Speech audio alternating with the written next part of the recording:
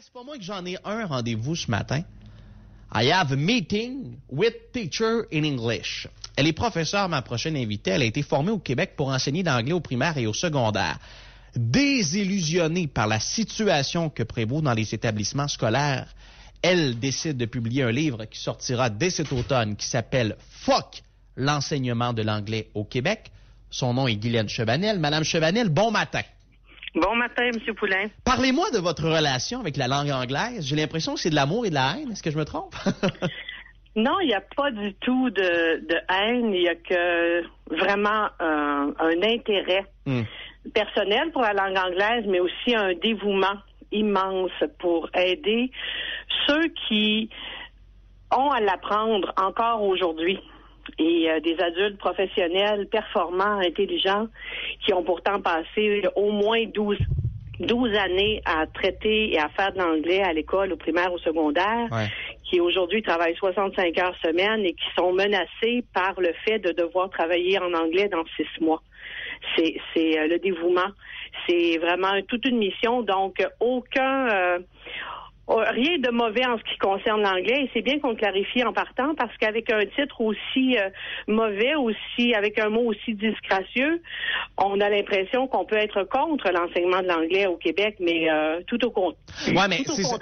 Quand je dis qu'il y a de la haine, c'est pas envers l'anglais, mais plutôt peut-être dans la façon dont on l'enseigne, dans la façon dont on l'enseigne au Québec. Puis vous parlez des adultes, mais faut se le dire, même au primaire et au secondaire, il y a de la défaillance à certains endroits dans l'enseignement de l'anglais, parce que ce qu'on souhaiterait tous et toutes, c'est que nos enfants ressortent avec une bonne base d'anglais en secondaire 5 pour parler, pour écrire, ce qui n'est pas le cas actuellement.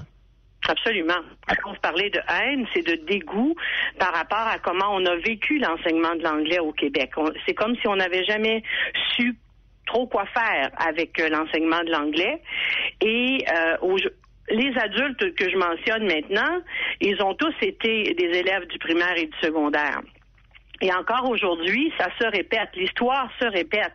C'est-à-dire que on est désillusionné dans le sens où on fait beaucoup d'anglais, on fait 4 périodes d'anglais de 75 minutes au secondaire par cycle, mais 75 minutes d'anglais à 39 élèves. Donc on développe de l'anglais, bien sûr, mais on ne parlera pas anglais.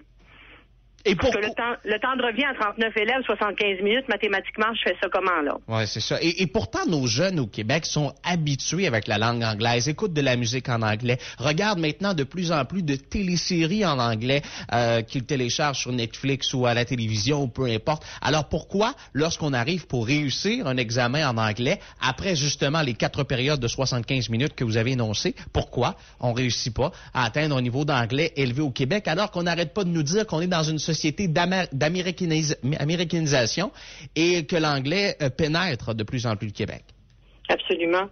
En fait, on y arrive pour certains savoirs. Au niveau de la compréhension, on est très exposé à l'anglais et c'est fantastique de voir nos jeunes à quel point la compréhension auditive est bonne, à quel point ils sont exposés, ils développent beaucoup l'anglais par eux-mêmes.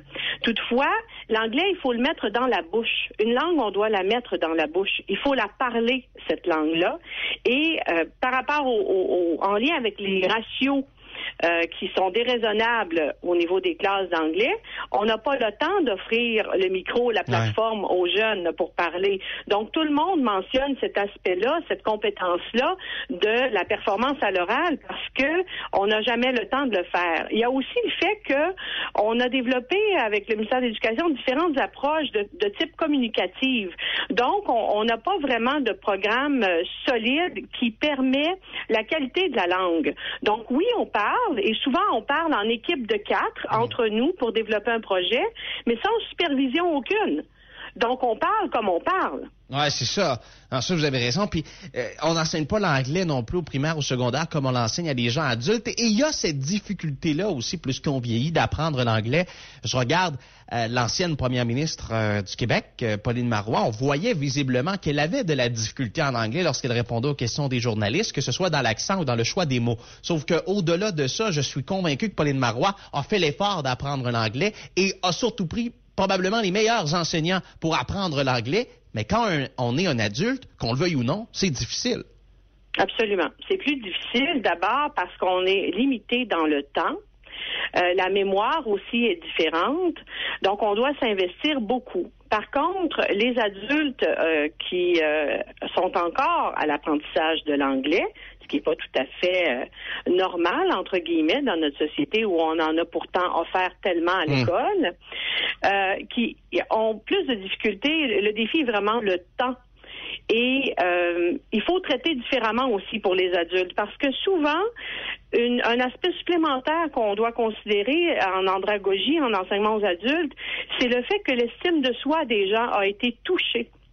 Et bon, Mme Marois n'est pas là pour en parler avec nous, mais il y a certainement cet aspect-là aussi. L'intimidation, la pression, le stress, la responsabilité de bien performer et d'avoir à accepter que on a l'air de jeunes enfants de 7-8 ans quand on s'exprime. Et l'estime de soi des gens au Québec a été très touchée. Ah ben ça, c'est intéressant. Par le fait de ne pas assez performer en anglais langue seconde. Et c'est une grande partie du travail chez l'adulte. Donc, de faire rire de toi, que tes conseillers t'ont mis de la pression, des gens ont mis de la pression, tes amis ou la famille ont mis de la pression, ça fait en sorte que ton cerveau peut-être se bloque à cet apprentissage-là aussi. C'est peut-être même le même aspect lorsqu'on a des joueurs de hockey, par exemple, qui sont anglophones, qui tentent d'apprendre le français. Si à chaque fois qu'ils ont parlé français, on les a ridiculisés dans les médias, probablement que leur cerveau fait en sorte que c'est plus difficile pour eux d'apprendre la langue. Absolument, absolument. Et ça, c'est un mal collectif, c'est un malaise qu'on vit. Les gens vivent ça fait en sorte que ton cerveau peut-être se bloque à cet apprentissage-là aussi. C'est peut-être même le même aspect lorsqu'on a des joueurs de hockey, par exemple, qui sont anglophones, qui tentent d'apprendre le français. Si à chaque fois qu'ils ont parlé français, on les a ridiculisés dans les médias, probablement que leur cerveau fait en sorte que c'est plus difficile pour eux d'apprendre la langue. Absolument, absolument. Et ça, c'est un mal collectif, c'est un malaise qu'on vit. Les gens vivent individuellement, mais c'est important d'en parler collectivement parce qu'il y a du développement au Québec qui n'a pas pu se faire parce qu'on a justement ébranlé l'estime des gens par rapport à même se dire, ben ça sert à rien. C'est mon troisième essai. Je n'ai jamais réussi à apprendre l'anglais pour atteindre une performance agréable. Donc, probablement que c'est moi le problème. Et combien de centaines de personnes je traite par année et j'aide à ce niveau-là. Et c'est du commun. Les gens en souffrent. Alors, moi, quand j'écris pour représenter ces gens-là et leur dire non, vous n'étiez pas stupide. Non, c'est ça. Vous aviez tout ce qu'il fallait pour l'apprendre, vous le démontrez maintenant. Ouais. Non, mais qu'avez-vous fait de toutes ces années à l'école?